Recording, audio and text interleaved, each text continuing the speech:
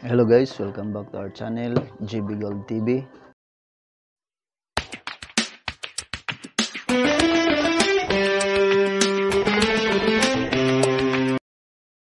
So, ang ipapakita ko ngayon sa inyo guys, yung mga kadalasang sira ng electric pan natin. No, pwede na ninyong kayo lang ang mag-repair. So, ito guys, yung electric pan natin. Ito, wala itong sira guys. So, titingnan lang natin yung kaibahan na kung sira yung capacitor at saka yung thermal fuse. Ngayon guys, may dalawang bagay na kadalasang nasisira sa electric fan. Ito yung capacitor tsaka yung thermal fuse. Ito yung thermal fuse guys, ito yun. Ito, maliit lang to, thermal fuse. Ito yung nakadikit sa makina na sumasabog pag over temperature na. Mataas na temperature ng makina. So ito guys, tingnan na natin.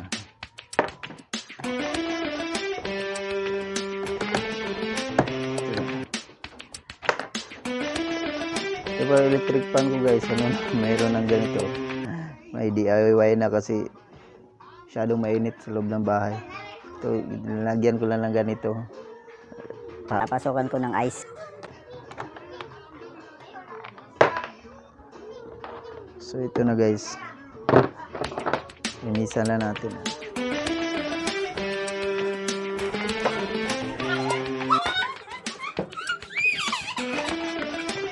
Ito guys, wala pa itong sira na electric pan.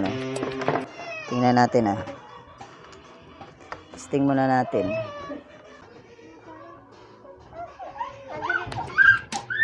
Yan malakas pa yung niya ikot.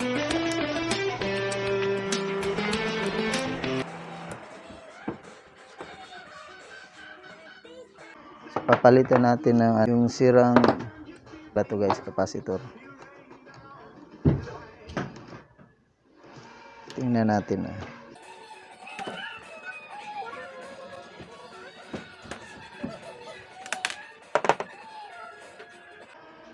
Tingnan nyo guys, may specification nito 1.5 microfarad. Tulad nito guys, 1.5 microfarad yan. Ito lang dadalhin niyo sa sa electronics, titinda ng mga ganito. Pakita niyo lang at bigyan kanila ng kaparehan ng specification. Siguro mga lang to guys, mga 60 pesos. Palitan natin guys na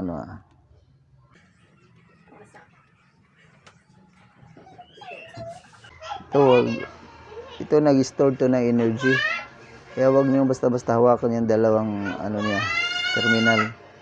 Pag gusto niyo i-short, ganito lang ganitohin lang niyo para yung ma-release yung stored energy niya sa loob, hindi kayo makuryente.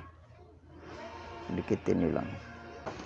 Itong tatlo guys, mayroon pang okay dito, mayroon ding sira dito. Try natin hanapin yung sirang capacitor para malaman natin yung kaibahan ng andar ng sirang capacitor. Ito 1.8 1.8 microfarad sa isang electric fan ko to. Itong 1.5, try nga natin kung okay ba. Pwede lang ito magkabaliktaran guys, kasi wala naman itong polarity. Try natin. Malalaman natin kung anong diferensya ng sirang capacitor at saka yung buo pang capacitor, yung andar nila. Try natin guys. Paglayo nyo lang yung para hindi sila magdikit. Tingnan natin kung sira na ba itong capacitor na to.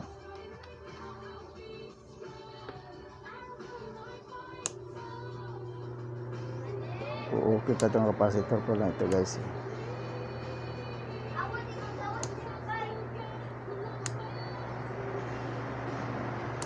Ito guys, okay pa ito na capacitor. Unplug muna natin. So, okay pa to guys. Mayroong sirang capacitor dito.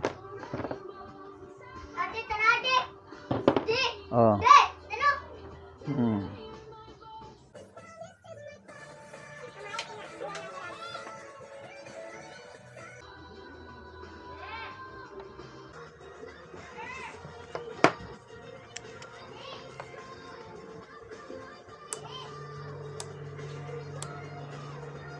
So, okay pa rin itong capacitor natin.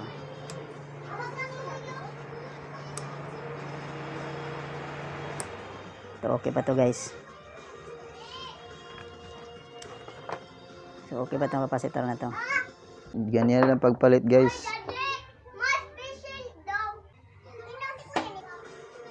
Ito guys, try natin ah.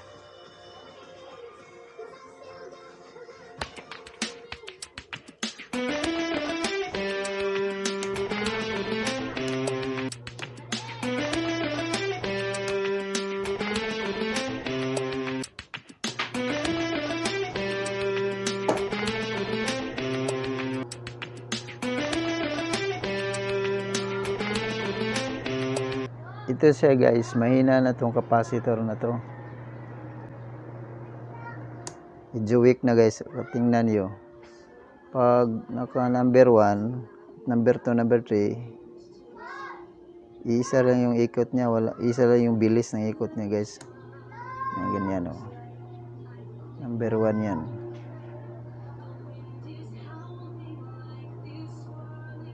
Number 2. Ganun pa rin yung ikot niya na kahit number 2 na hindi pa rin mabilis pag kahit number 3 natin guys. Hindi pa rin nagbago yung ikot niya guys. Ganun pa rin, tulad pa rin ng 1 at saka 2. Medyo weak na to guys, weak na tong capacitor na to. So pwede pa rin yung magamit to guys.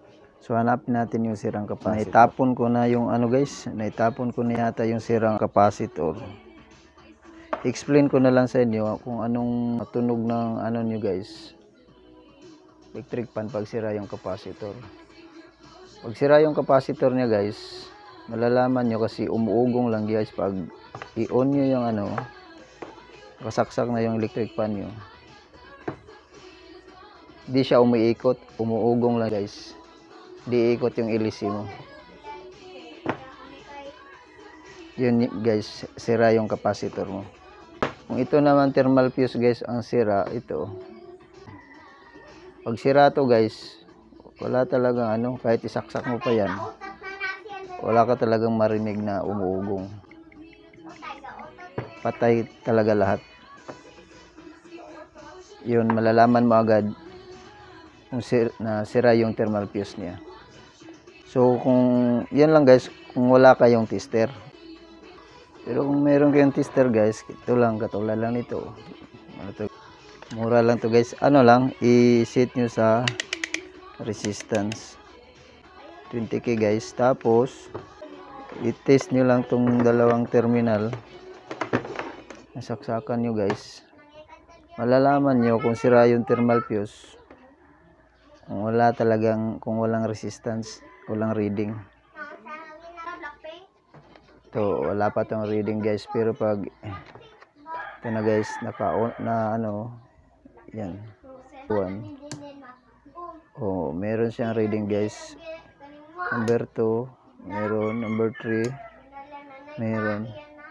Ibig sabihin niyo guys, pag may reading, okay yung thermal fuse natin. Pero pag wala lang reading, ibig sabihin niyo guys, sira na yung thermal fuse mo. Electric fan mo guys. Lamang guys, shout out pala tayo guys. Shout out kay Rich Miller, Marjorie Curato, Marlon Valencia, Marnie Corda, Anne-Marie Mendoza, Nick Ronin, Grisa Balbena, at sa Curato family guys. Shout out sa inyo dyan. Shout out din sa Anding family. Okay guys, yun lamang, salamat at sana huwag niyong kalimutang mag-like at mag-subscribe guys. Para sa susunod kong video guys, manonotify kayo. Huwag niyong kalimutan pala i-hit niyo yung notification bell guys para palagi kayong updated pag meron akong bagong tutorial video guys. Yun lamang guys, maraming salamat sa panonood.